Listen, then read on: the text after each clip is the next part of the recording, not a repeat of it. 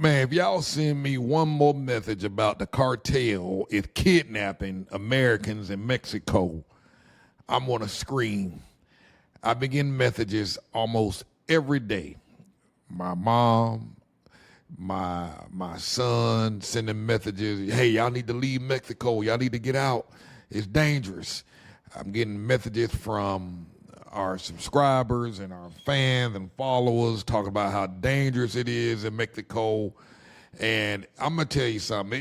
That just ain't the case. A lot of y'all been asking me for my feedback on that, and that's what this video is going to be about today.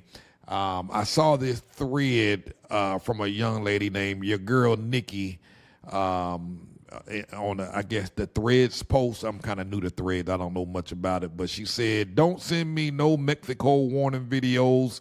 Living here has been one of the most freeing and healing experiences of my life.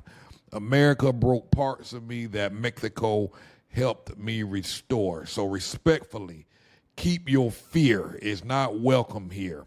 So I'm just going to read you, so you don't just take my word. I want to read some of the comments that other people have responded back to her, so you can hear and see with your own eyes what other folks are saying. And these are people, many of them, that actually live in various parts of Mexico. So one person says, "I'd send them America warning videos back." Somebody else said, "I live in Guadalajara. My life here is peaceful and amazing." Girl, let's keep this on the down low. Let's not get Mexico full of people. Another person, been in Mexico 4 years now. In Tulum, the journey has been invaluable. Another person, "I love me some Mexico. I'm in Playa del Carmen." And somebody else chimed in, "It sounds like a wonderful experience. May I please ask if you feel safe with local law enforcement, and have you experienced less discrimination in finding employment and in social circles? My partner is black and we're trying to find a safer place to be. Mexico has been a consideration, but it's been hard to get clear info from online. Thanks to the fear mongering you're referencing. We'd love insight from someone actually experiencing life there currently, if you don't mind sharing." And see, and that's the key. You got to get your information from folks that are actually on the ground, living in these places, and there are ways you can do that simply by joining Facebook groups, and you can get real-time information from people on the ground. So I'm going to see, she had 3 responses to this, so I'm going to see what it says. "Yes, there are a lot of black American expats in Mexico." And so the person responds back, "So you're saying my partner could feel safe and find community?" And so they say, "Yes, very safe, great community. People are much nicer here. Welcome, you'll love Mexico." I'm telling you something. You ain't going to have much problems at all. Mexico, many parts of Mexico are safe. So just to kind of give you some reference, Mexico is roughly 3 times the size of Texas. And to suggest that violence in a specific border town or conflict zone in one state affects the entire country is like saying a crime wave happening in Detroit should prevent someone from moving to rural Maine. You know what I mean? Or that a hurricane in Florida makes Seattle unsafe. You know what I mean? The Yucatan Peninsula, in general, where Merida is located at, Merida's in the Yucatan state, is geographically isolated from the major drug trafficking routes that plague the northern and western states within Mexico. And the United States, the U.S. State Department often places Yucatan, the Yucatan state, not the peninsula, the Yucatan state, in the exercise normal precautions, which is like a level 1 advisory, which is the lowest level. The level 1 advisory is the same level that countries like France and Spain get. So if the state of Yucatan had the same level that France and Spain has, then I mean, come on, you can't listen. This is the U.S. State Department, and they known to be trying to label folks as dangerous and label places as dangerous. But if they say this particular state and city is a level 1, you're good. That's why I say you can't be watching these. TikTok is not a source for news. You don't be listening to these folks on TikTok. These folks are trying to get clicks. They're trying to get these views so they can make some money. They are not a reliable source. So if you want reliable information, hit up the State Department to find out about a particular area or state. Get real-time feedback from people living on the ground. You can confidently share that, again, people are sharing this information online. Merida is ranked as one of the safest cities in Mexico and often one of the safest cities in all of North America. And, geographically, for those of you who don't know what North America is, not just the United States. North America consists of Mexico, Canada, and the United States.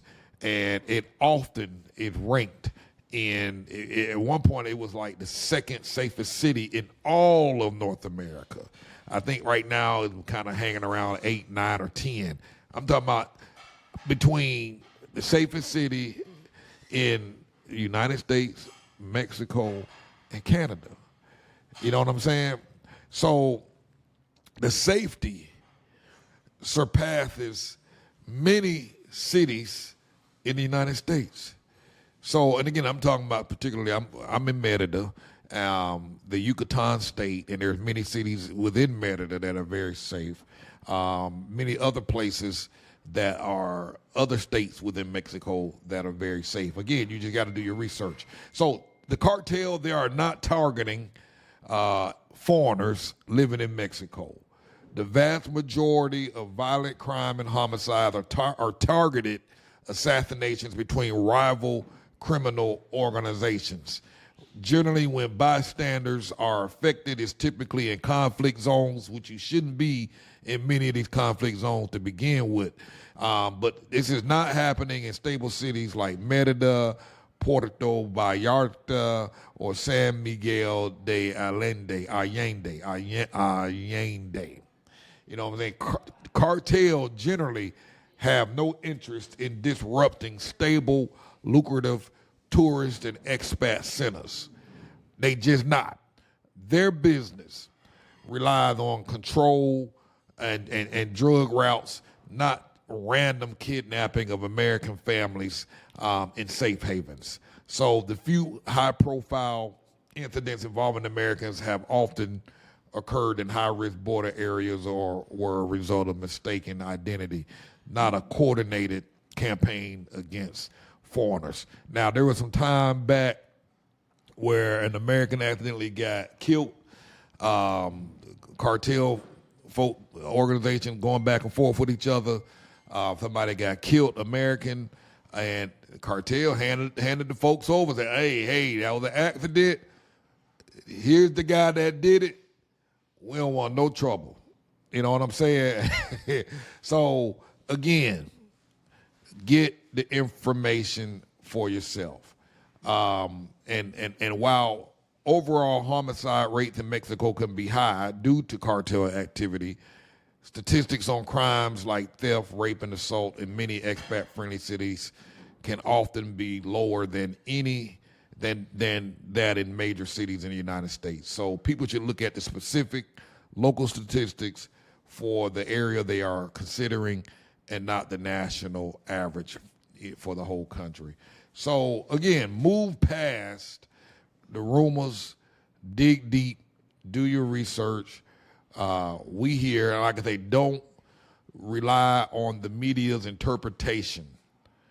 Go to the official U.S. State Department travel advisory page for Mexico. If you're thinking about Mexico, it provides a state-by-state breakdown of the security levels in each of those areas. And you will see that the Yucatan state is often listed at the lowest level. Research sites like Facebook, Reddit, Threads, just like, I'm looking at right here.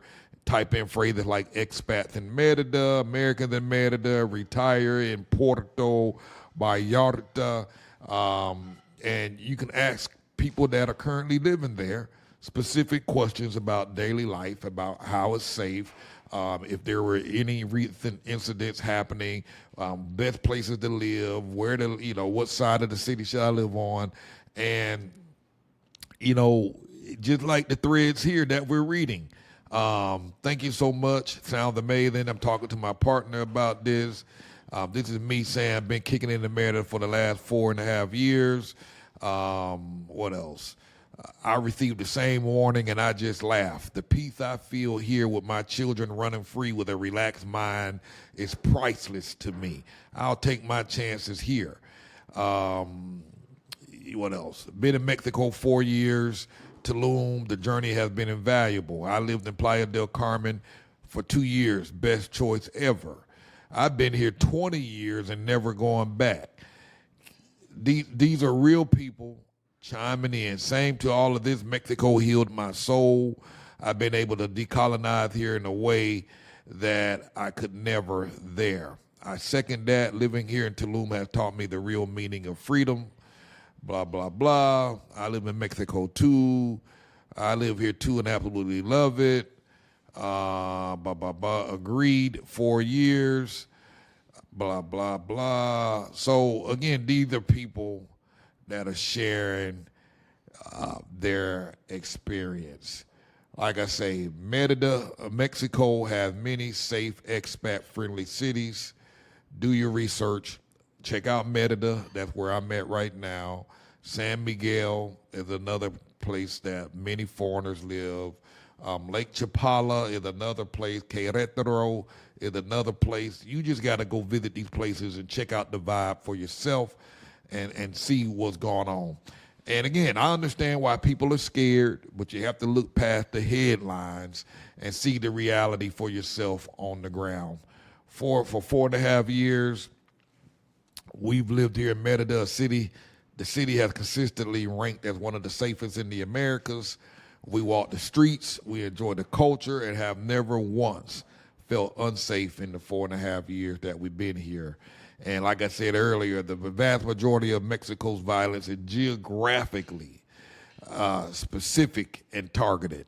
So don't let a blanket rumor rob you of the chance to live a beautiful, vibrant life in a vibrant country with an incredibly high quality of life.